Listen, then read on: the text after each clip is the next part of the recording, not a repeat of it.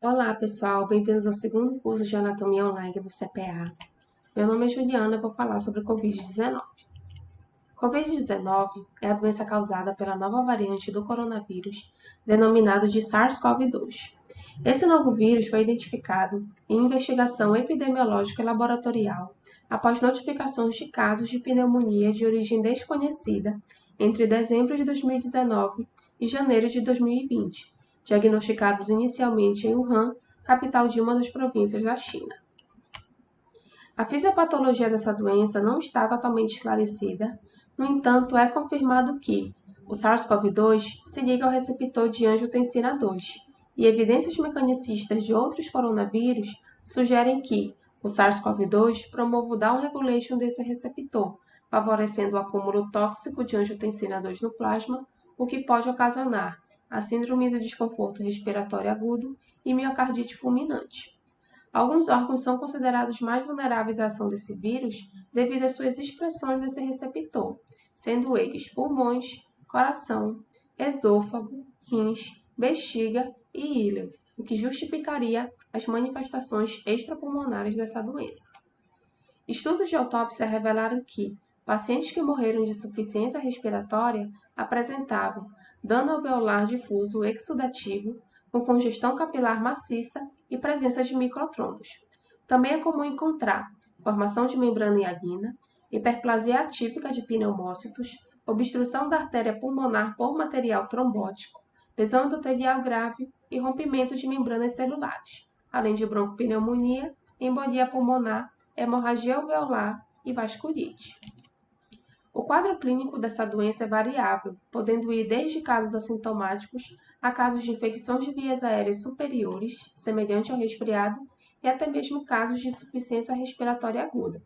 E a OMS classifica a gravidade da doença da seguinte forma: na doença leve, o paciente apresenta sintomas comuns, como febre, tosse, fadiga, anorexia, dispneia e mialgia, podendo também apresentar sintomas inespecíficos, como faringite, congestão nasal, cefaleia, diarreia, náusea e vômitos e perda de olfato e paladar. Na doença moderada, o paciente apresenta sinais clínicos de uma pneumonia em curso, com febre, tosse, dispneia, respiração acelerada, mas sem sinais de pneumonia grave, incluindo a saturação de oxigênio no sangue maior ou igual que 90%. Na doença grave, adolescentes e adultos também manifestam sinais clínicos de pneumonia associada a um ou mais dos seguintes fatores: frequência respiratória maior que 30 respirações por minuto, dificuldade respiratória grave e saturação de oxigênio no sangue menor que 90% em ar ambiente. E a doença crítica é caracterizada pela síndrome do desconforto respiratório agudo, sepse ou choque séptico, além de outras complicações que podem estar presentes, como embolia pulmonar, síndrome coronariana aguda, AVC agudo e o delírio. A tomografia computadorizada é um exame de imagem que funciona da seguinte forma: os tecidos com diferentes composições absorvem radiação de forma diferente. Tecidos mais densos absorvem mais radiação e tecidos menos densos absorvem menos radiação.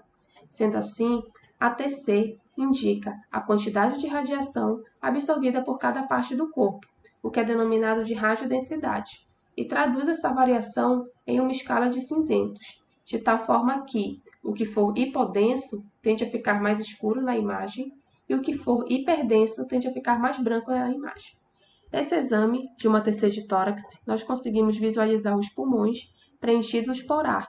Logo, é uma região de hipodensidade e apresenta-se escura no exame. Já quando nós observamos os ossos, que são estruturas hiperdensas, conseguem absorver mais radiação e, com isso, apresentam-se na cor branca. Além disso, a TC é um bom exame para avaliação de parênquima pulmonar e, por isso, é o exame de escolha para avaliação de pacientes com COVID. E o principal achado desses pacientes vai ser a lesão em vidro fosco.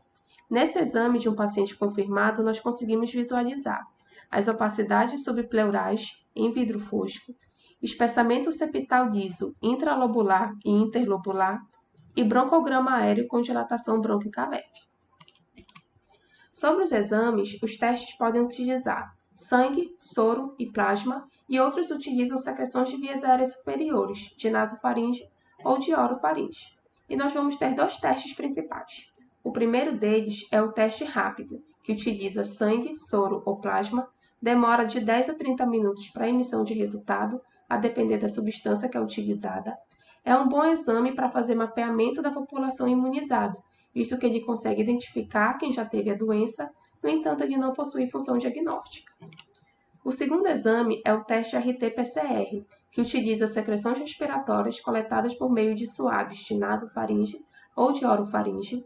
É um exame realizado em laboratório e por isso pode demorar alguns dias para a emissão de resultado.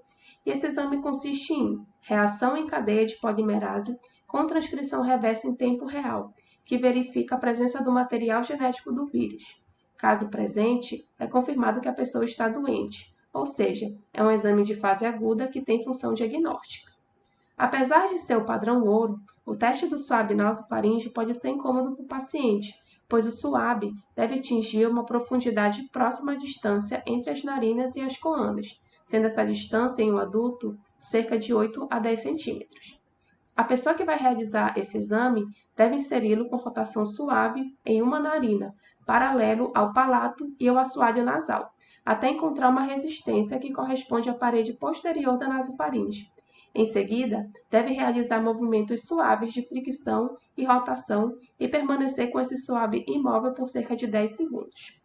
Durante esse trajeto, o suave toca em algumas estruturas como o septo nasal, e pacientes que possuem desvio de septo importante podem relatar que esse exame é um pouco mais incômodo ou doloroso. Essas foram as referências utilizadas. Muito obrigada pela atenção de vocês.